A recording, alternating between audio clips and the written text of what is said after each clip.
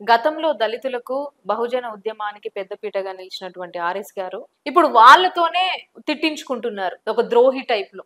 దీన్ని ఏ విధంగా చూస్తారు మీరు? గతంలో కాదు, ఇప్పటికీ కూడా దళితుల పక్షాన్నే ఉంటున్నాం.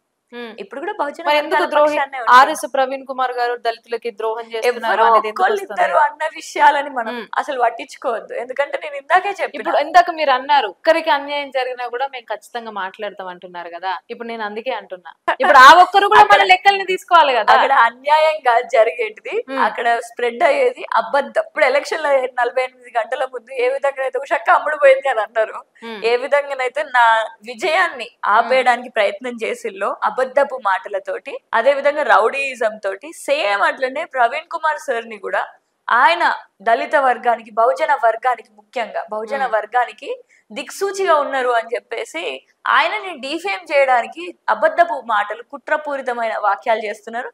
అది కూడా చేస్తున్నారు అని అంటే వాళ్ళు వెనకాల చేయిస్తున్నారు ఎవరు కూడా మీరు గమనించాలి. ఎందుకంటే ఎంతో మంది అక్కడ ఉన్న వాళ్ళందరూ కూడా ప్రతిపక్ష పార్టీలకి, అది మేము ప్రతిపక్షంలో ఉన్నాం కాబట్టి, బిఆర్ఎస్ పార్టీలో ఉన్నాం కాబట్టి అధికార పార్టీకి చెందిన వాళ్ళే. సో ఇప్పుడు కాంగ్రెస్ పార్టీలో గాంధీ భవన్ లో పెట్టే విషయాలని ఎవరైనా పట్టించుకుంటారా? అలాగే గురుకులాలను ఎట్లా తీర్చిదిద్దాలో చేత కావట్లేదు, మళ్ళీ సార్ మీద ఇన్వెస్టిగేషన్లు అంట. సార్ ఉన్నప్పుడు పెనేషియా సెంటర్లు, ఏదైనా మెడికల్ హెల్త్ ఎమర్జెన్సీకి ఒక ప్రైవేట్ హాస్పిటల్ కి కూడా వెళ్ళేటటువంటి సదుపాయం కలిగించిండు. ఎవరికైనా పాము గుట్టిందా, తేలు గుట్టిందా, ఎక్కడైనా ఏదన్నా పిల్లలని బాత్రూమ్ లో కడుక్కోమని అన్నారా ఎప్పుడైనా?